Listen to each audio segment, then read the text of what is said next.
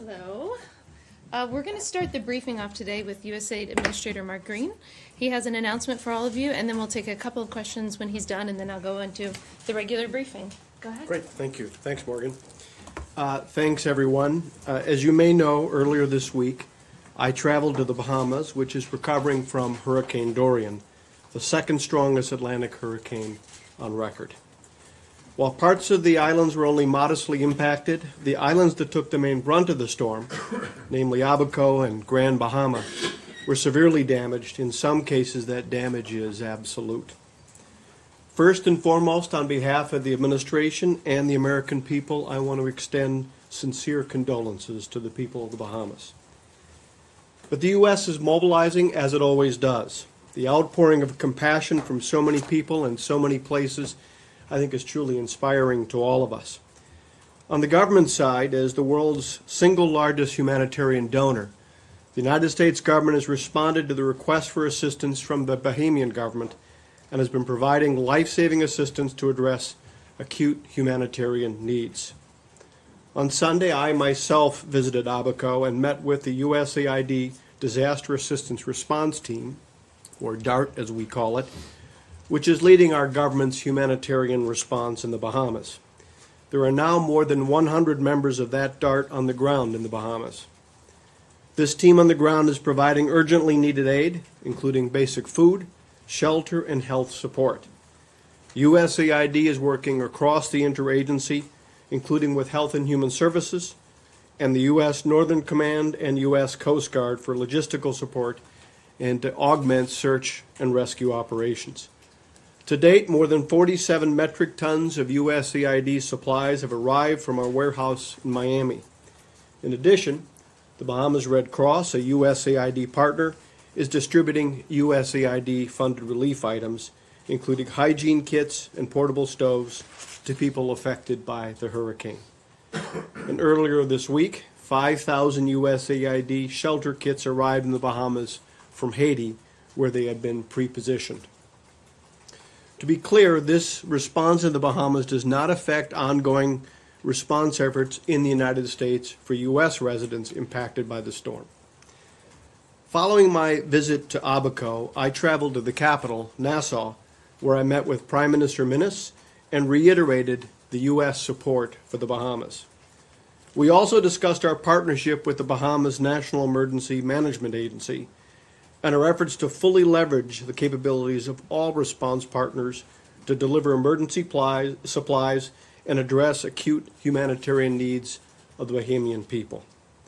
With the tireless support of the U.S. Embassy, our efforts are part of a broader international response, including 15 other countries, including Caribbean partners, so that the Bahamian government can provide that life-saving and life-sustaining care to their people.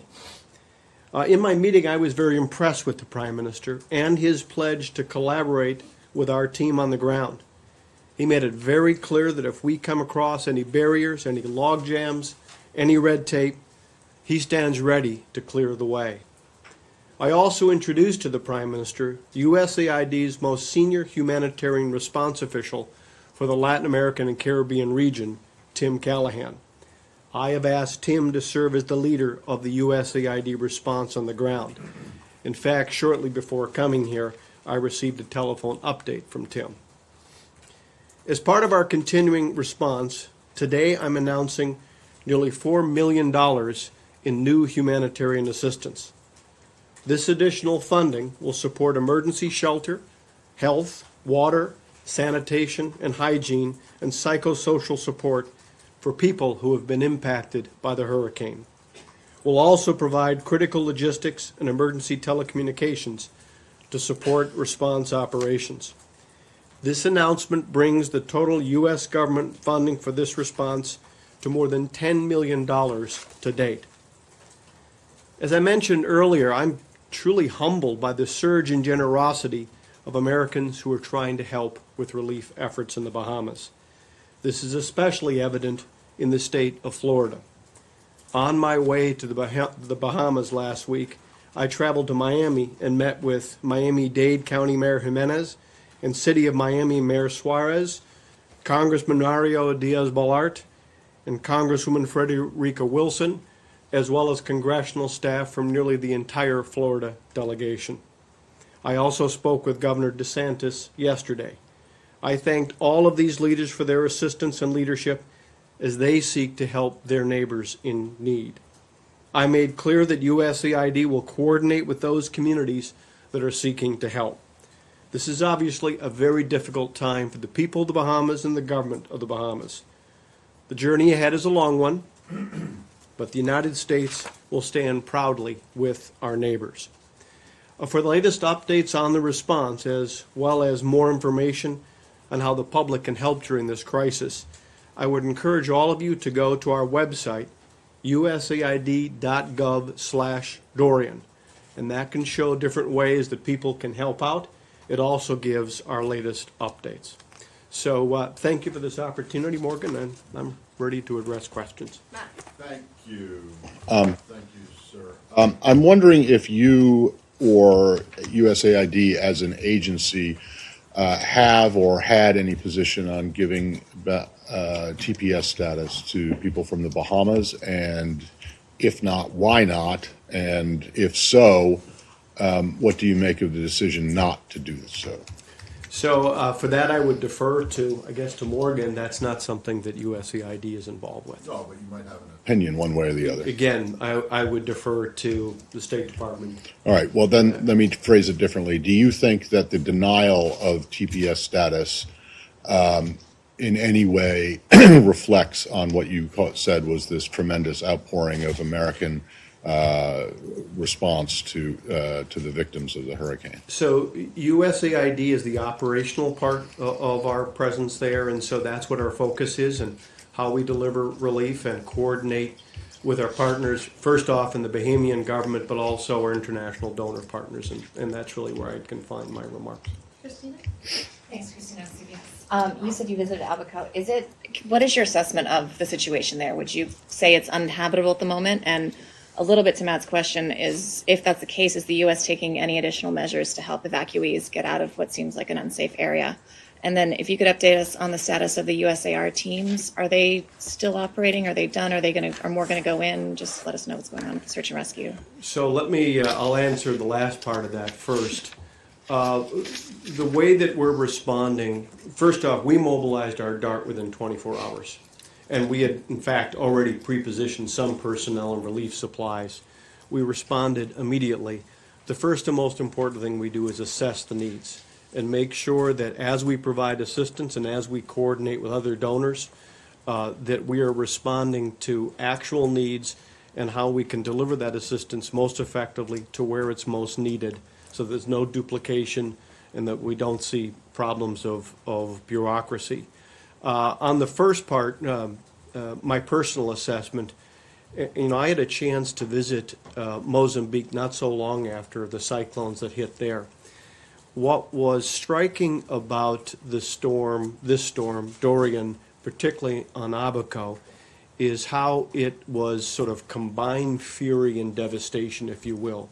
As you fly over the Bahamas, there are parts of the Bahamas that are only modestly impacted, but the areas where it did hit, in some cases, the devastation is absolute.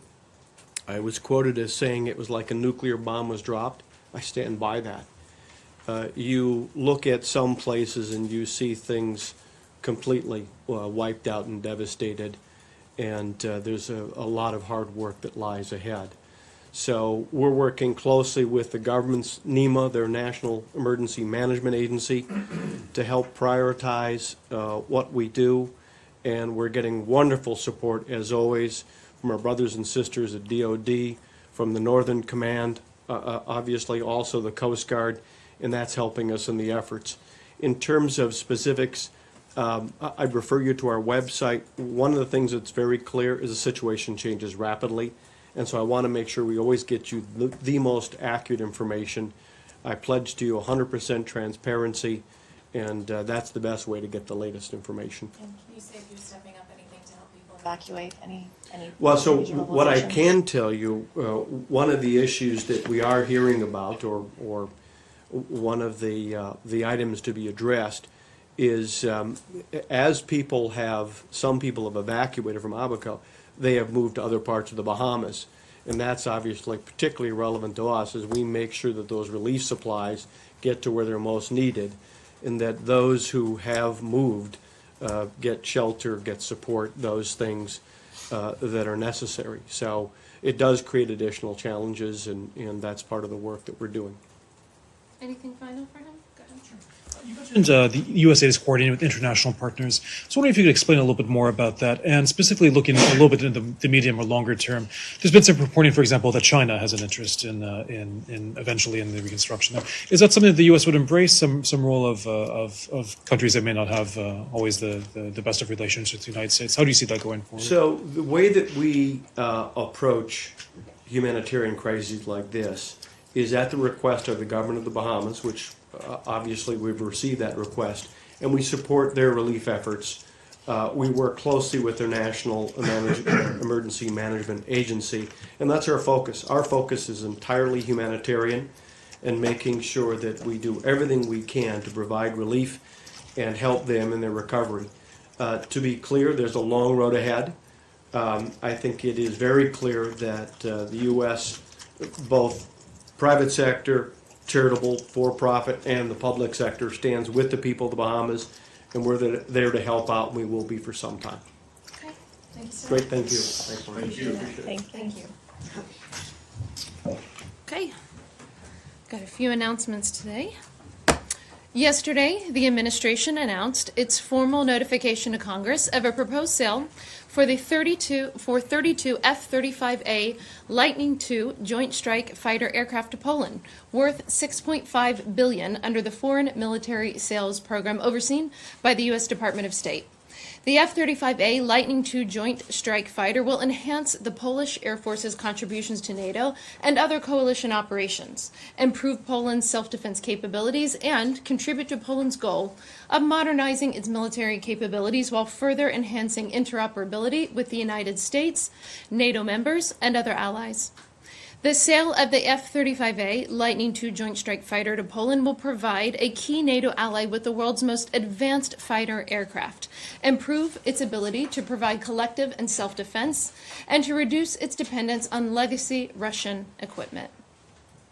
This week, we have seen reports that the Iranian vessel Adrian Darya, formerly Grace 1, remains anchored off the shores of Syria, which we've been saying was its intended destination all along.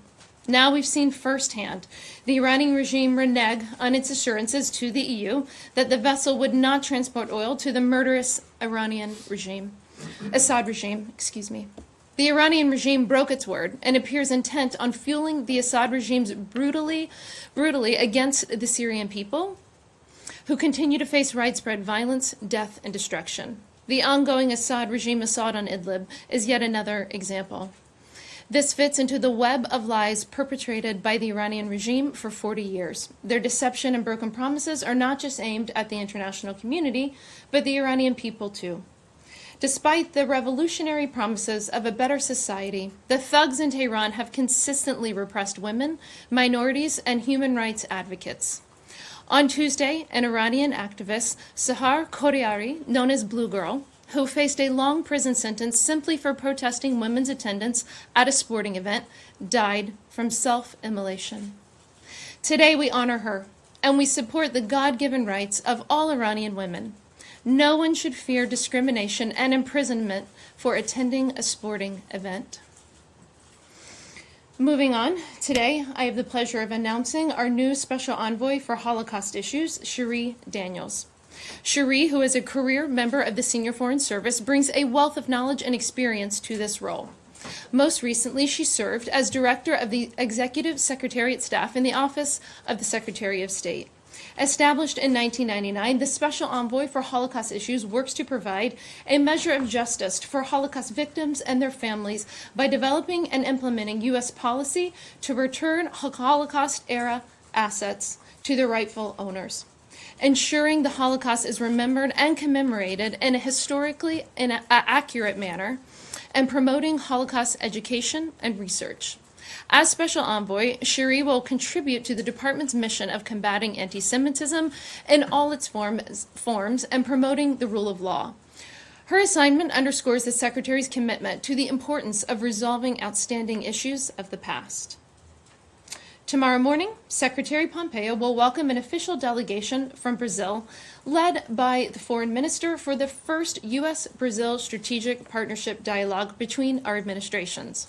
When President Trump and President Bolsonaro met at the White House in March, they committed to expand and strengthen our strategic partnership.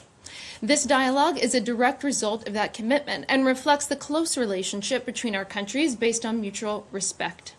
Tomorrow's discussions with the Brazilian delegation will focus on a range of topics important to our countries, including supporting democratic governance, pursuing economic prosperity, strengthening security and defense cooperation, and promoting peace and the rule of law.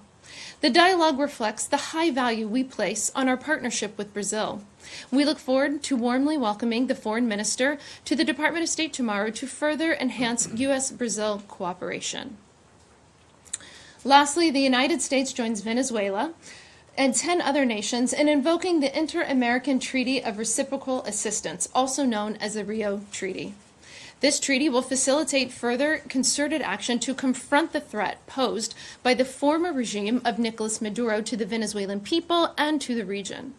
This is the first time since 2001, in the wake of the September 11th terrorist attacks against the United States, that TIAR states will come together under this treaty. The signatories of this treaty are committed to protecting and defending democracy in this hemisphere. This action demonstrates the international resolve to stand beside the Venezuelan people in their struggle for freedom and a future of peace and prosperity. This region collectively recognizes that Nicolas Maduro is the cause of the suffering of the Venezuelan people. He is threatening the peace and stability of the region. Maduro must step aside and allow a transitional government to create the conditions for a free and fair election so that the Venezuelan people can chart their own future. Before I go to you, Matt, on that fun little mini announcement here. Many of you who have been covering the State Department for a very long time have seen this really big, thick book that all of the State Department spokespeople have. I've forced the State Department to go digital, so we now have it all on an iPad. Now, saying that, all of my, I know, well, it's fine. Thank you for that wonderful reminder. Now, saying that, I have to hope that it actually works today and there's no glitches, so be careful with me. But I think it's kind of exciting that we're no longer flipping through that big book that we've gone digital, right? We've got teleprompters. This is getting snazzy here at the State Department. Okay, Matt. Pretty amazing dragging a bureaucracy into this modern technology. You have absolutely no idea. I'm going to make it even easier on you because there's so much to talk about today. Yeah. I'll just go alphabetically. We'll start with A. I'm sure everyone else in this room has a question, but okay. Well, no. I'm not going to ask all of them, but I'm going to start mine with A. Afghanistan. Okay. That was not easy.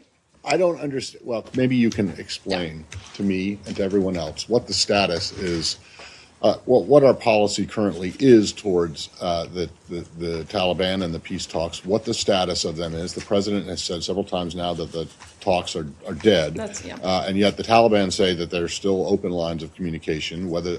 Can you tell us whether those lines of communication are being used at all, even if they're not for any kind of a formal negotiation or a talk? Where is Ambassador Khalilzad? What's he up to? And, is there a prospect for a resumption or a new round of talks since what happened over the weekend? Sure. All fair questions. So Ambassador Khalilzad is here in Washington. And so that, I think, answers the question for where he is. And I think, going forward as we look at what we have been heading towards for the past, I don't know, he's been in negotiations at least 9 months, maybe a year. We've talked a lot about it from the podium, and I think it's important to step back and remember that the president has said since his campaign days, his goal was achieving peace in Afghanistan and bringing our troops home. And I believe that that still remains the president's goal, and the secretary still is trying to help serve the president's goal there. We never indicated this would be easy. In fact, I think that we have indicated it would be just the opposite. And there's many people in this building and our colleagues at the Department of Defense and the NSC who have been working on issues related to Afghanistan for the past 18 years. We've often talked at this podium about how personal this issue is to so many people because of the loss of American life and the loss of the lives of our NATO allies. So in all of the discussions, the ones that I've been a part of, and I know what the Secretary and Ambassador Khalilzad have been focused on with the President, is how do you honor these sacrifices that we've all talked about, but most importantly, how do you protect the American homeland? So in all of the negotiations, or all of the talks, excuse me, that Zal has been a part of, that has always been in the forefront of his mind, is keeping the American homeland safe. And so I know that the Secretary will continue to talk to the President and discuss what the way forward will be in Afghanistan. I know the Secretary spoke on many of your networks on Sunday. I think he did at least 5 Sunday shows, plus he did a press briefing at the White House on Tuesday. I think it was Tuesday. All my days start to run together here. Yeah, on Tuesday, and he Tuesday runs into every other Tuesday. every day that ends Nothing one. unusual Nothing happened on Tuesday, right? So I think that as the president looks, the secretary said in those Sunday shows that he believed that the president was absolutely right to cancel the talks and as they are, and that's the direction that the president has given us for now. But I think that the entire national security team, I certainly only speak for the Secretary of State, but I think the entire national security team and of course Secretary of Defense Esper will be very focused again on the goals remain the same. How we get there obviously is going to diverge from how we thought we were going to get there 2 weeks ago. We will certainly have updates as it relates to new policies that the president wants to pursue, but I think, and correct me if I'm wrong, in my opinion, I think that both the president and the secretary have been pretty forthright over the past week about where they think we are, why the president felt like the talks are dead for now, Right. And we'll work on a path forward in Afghanistan that continues to be inclusive of the Afghan government, of women, of civil society, of all elements in Afghanistan. That was always our goal, and anything that was asserted to the contrary was not accurate. Yeah, but is the channel of communication open, whether or not it's being used, or is there an open channel of communication, and is it being used? And Are if you not, referring to with the why not? Taliban? Well, yeah, I mean, is it still, given what the president has said, is Zal still able to pick up the phone or fly to Doha or whatever and talk to these guys, or is that just out of the question until a decision is made? I don't think I've ever gotten to I've tried not to get into the tit for tat of talks. I mean, we've had, before Zal, I think we were in the 9th round of talks whenever Zal had concluded the last round. And I've tried not to get into the tit for tat, the back and forth of, I know that that's the parlor game that everybody loves in Washington. I get it, who talks to whom when. I think what we're focused on here from a policy perspective is how the president would like to move forward in achieving these goals in Afghanistan. And clearly the secretary will be at the forefront of helping the president make those decisions. Well, it's not a parlor game. I mean, you're saying who talks to who. I mean, that's a question of whether there are negotiations or whether you're willing to have negotiations, whether there's an open channel to have them at all. So I just make that point. I mean, So I it's think the not a president parlor has game. made It's clear just- that for now they're dead. That's the president's directive, and I don't think that there's any reason for me to go beyond that. Anything else? No? Okay. On that front, I just want to clarify, Morgan. So has the president directed you or the secretary to tell Ambassador Khalilzad not to speak to the Taliban anymore? Is that a forthright directive? Do not engage with them at all in Well, communication? the president doesn't communicate directly with me. Or the secretary. I don't know, maybe he's watching the briefing, but he doesn't normally. I mean, I take my orders from the secretary. The secretary hasn't characterized it to me that way, but listen, I don't think that there's a lot to read into here. It's, the president said that the talks are dead, and now we have the high-level goals that the president would like to achieve, and Secretary Pompeo and Secretary Esper and the entire national security team that's represented in here at the White House will find the best way forward. I think in any of these, whether it's Afghanistan, Iraq, or any of these conflicts, you're going to have a lot of people on the national security team, General Dunford, others, that are going to have opinions about the best way forward. And now is the time for the interagency to get together and make those policy assertions to the president. And do you have any insight on what made this attack and this casualty different from the other, I think, 15 U.S. service members who have been killed in Taliban claimed attacks this year? I mean, the secretary himself said after 2 of those deaths that this was exactly why these talks needed to go forward. What made this one different? Yeah, that's fair. I think we've talked about this before from the podium, and I know that General Miller has been asked this question, about the level of fighting that was taking place during the entire part of this negotiation process, and General Miller, had said something along the lines of, "We can fight and talk at the same time." And it's hard for me to really go beyond that because I thought that the general, described it so well. I think that you were at a point in time that, as the president indicated, that we were close to what we all thought was an agreement, and that we were in the right place, and that was seen as the way that the president described it was not a good faith effort, obviously, by the Taliban, but also I think when you're that close to to the end of an agreement, and the Taliban does something like that, it was the president thought that they, according to his statements, were trying to build maybe some sort of leverage at the end of the negotiation, and the president thought that was intolerable. I'm not saying anything new here. This is all what's in the president's tweets, and so I think it's really easy to look at the president's tweets from Saturday night and see what he said about why he believes the talks are dead.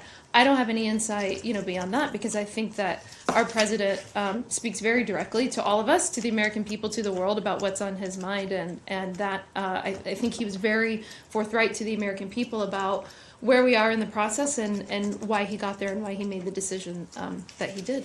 Does Sal still have a job? Yeah, I mean, he's in the building today, as far as I'm aware. Yeah, no, I mean, there's been no. It's not like, you're on to that still anymore. No. Can you go from A to I? Yes. What's your name? I'm sorry. Arshad Mohammed Are with you're the Reuters. new Reuters? I'm Yeah. with For now. Reuters. Or Reuters. I heard this. I'm well known to the people behind Nice me. to meet you. Yeah. 2 things. One, Sure. the British Foreign Ministry said the other day that the ship had offloaded. Oh, some we're of talking about its Iran? oil. Yeah. That's why I started by saying, can we go from A to I on Iran? The British Foreign, Fair. well, I said Iraq. Iran, but the British Foreign Ministry said that it had offloaded some of its oil. The State Department statement that came out that day didn't squarely address that question. Do you have evidence that it has offloaded oil for Syria? And then question 2, the president the other day, when asked if he would consider some kind of easing of sanctions for Iran, said, we'll see what happens. And many people noticed that he didn't say no. And so question 2 is, how could you square the possibility of any kind of easing of sanctions on Iran with your maximum pressure campaign? Sure. Well, welcome back. Thank Nice you. to look forward to working with you.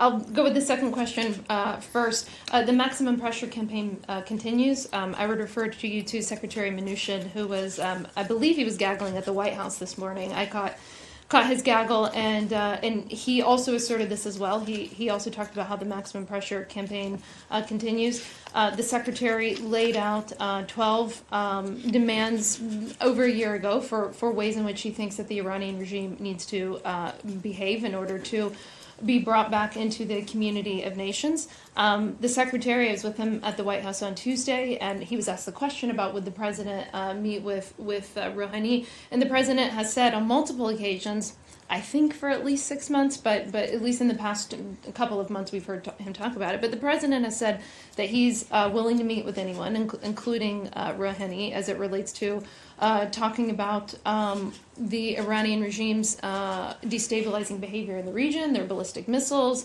their path towards nuclear weapons. So the president doesn't rule out diplomacy, and the secretary will, of course, continue, to support him in whatever decision that the president makes. But there has been there's been no statement from the Secretary of State about any change in policy to Iran. In fact, I would just, look at what Secretary Mnuchin said this morning and what Secretary Pompeo continues to say. Our maximum pressure campaign stands. So, and just one follow-up on that. Maximum pressure stands unless and until the Iranians meet the 12 demands that the Secretary made last May, a year ago in May? Maximum pressure stands until the President Trump tells us that it doesn't stand. And so the 12 demands that the Secretary made, we've talked about this quite a bit from this podium, were 12 ways in which we have asked Iran to behave like a normal nation. And I've asked them to come back into the community of nations to stop terrorizing the region. And so there is nothing, in my opinion, unreasonable about those demands. And so, if the Iranian regime would like to meet with the president, they should go back and look at those 12 issues that the Secretary laid out, because I think that's a good guidepost for the conversation. And then the other question was on the ship, yeah. Do you have evidence that it has offloaded crude oil that has made its way to Syria? Yeah, I think that this is very simple, and we talked about this, in the topper. The Iranian regime delivered oil to Syria, and that fuel goes straight into the tanks of troops that are slaughtering innocent Syrians. And that's something, again, the Iranians lied about this. It should be no surprise, but they lied about this to the EU, and they lied about this to the international community, despite their assurances. We never believed them. We have been calling it out for quite a bit. We don't believe them for good reason. And so, so what have we done? As U.S. government, Treasury's Office of Foreign Assets Control, OFAC, identified Adrian Daria as blocked property according to EO 13224. On August 30th, the captain of the ship, we announced this here, was designated also under 13224. The U.S. has filed a civil complaint against the vessel. We've also announced here sanctions, the revocation of visas for the crews. Not something that we have tried, that Brian Hook has talked about in an interview to the Financial Times and other news organizations. He stood here at the podium last week to talk to the maritime community about the ramifications for participating in this sort of activity. So I think the importance here to our friends around the world in the international community is to note that, once again, you have been lied to and misled by the Iranian regime, and this illicit oil, again, goes to the Assad regime. And the thing that is incredibly troubling about that is we know exactly what the Assad regime is using that for. They're using it to slaughter Syrians. So, and just so I'm clear, you have evidence that oil went from the Adria Daria to the Syrian government? I wouldn't say that if we didn't. Pardon me? I wouldn't say that Yeah, from no, this I just podium wanted to if we make sure. didn't. Good, thank you. Yeah. Morgan, can I just follow up? Hi. Well, go ahead, ahead. Nadia. Yeah. I'll get to you now. I'll get to you next after Nadia. Thanks. I'm just following up on the Iran thing, because initially that was my question. So if you're referring to the 12 demands that the Secretary, I believe, spoke at the Heritage Foundation, does not contradict exactly what he said 2 days ago from the White House, that the President is willing to negotiate with the Iranians with that conditions? How come you have 12 demands and yet he's willing to sit down with them with no conditions? We know the 12 demands. We've talked about all of these things from this podium before. We never said that they were preconditions, and the president has often said, not just in relation to Iran, but in North Korea. I mean, you could go around the world. The president puts diplomacy first. He puts peace first. He always says that all options are on the table, and whatever conflict that he has to deal with, or whatever resolution he is working on. But even when it relates to Afghanistan, the president always seeks peace and diplomacy and talks first in any instance. So, the sanctions remain on many countries, of course, including, the Iranians. And again, the 12 demands this is not something mythical. This is just something that's actually quite easy for the Iranian regime to follow. It's a guideline for how they are going to need to act and behave if they want to be accepted back into the community of nations. And so everyone should, I think, take a new Google search and look at those again and refresh our memory. So this is That'll just serve our guide. to lift the sanctions and not as precondition to negotiation. Also, Right. just on Yeah. Iran, there was some reports today that the Kuwaitis wants to play a mediator role, just like the Omani did in the past, hosting a summit in Kuwait that include the Europeans, the Iranians, and the United States. Are you aware of that? Have they extended an invitation to you? Will you accept a mediation from the Kuwaitis?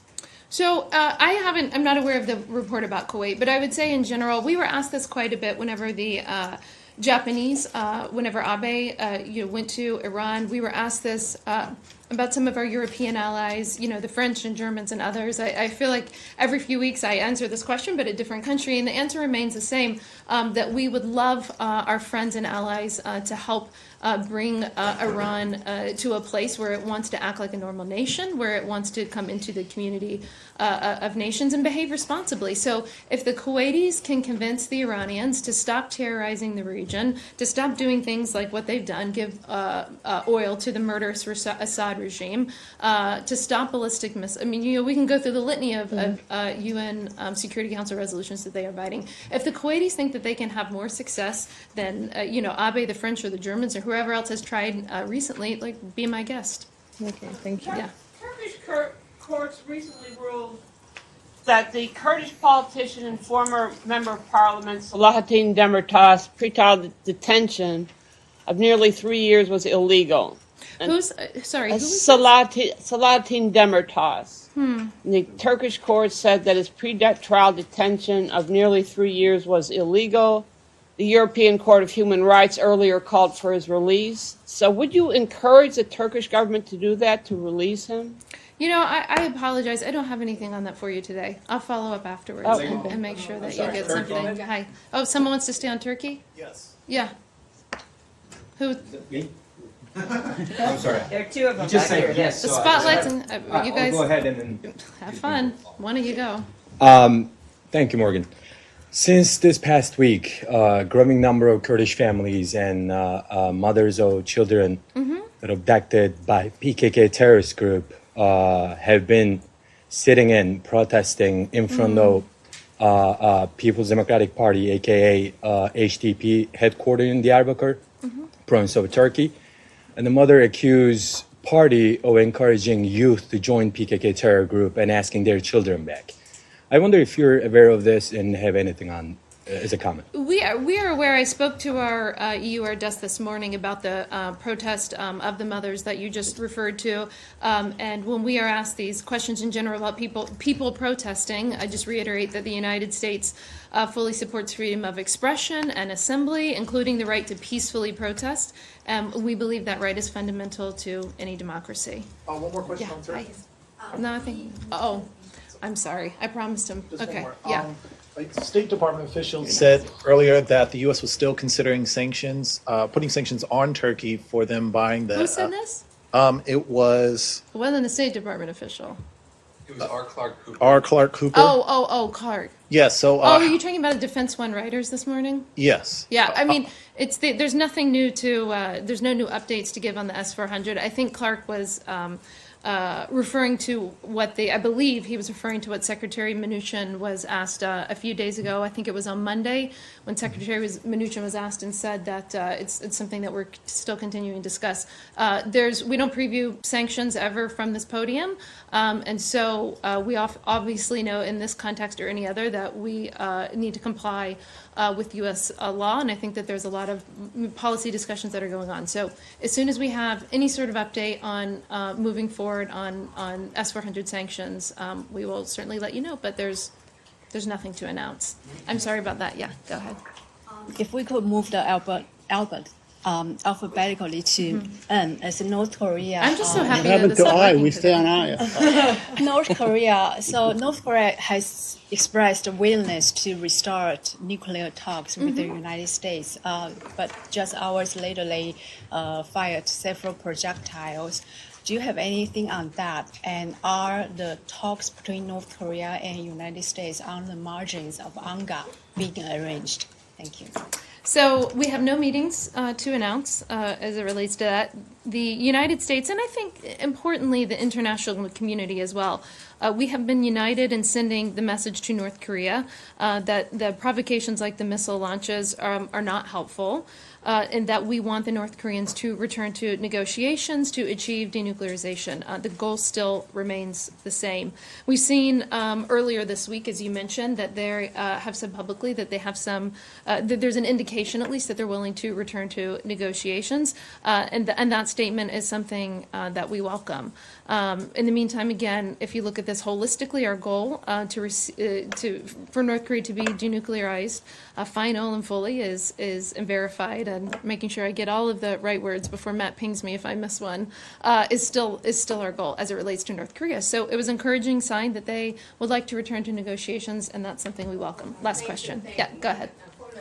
Korean issue again. Recently, a North Korean foreign ministry asked to United States for the new conditions of negotiations.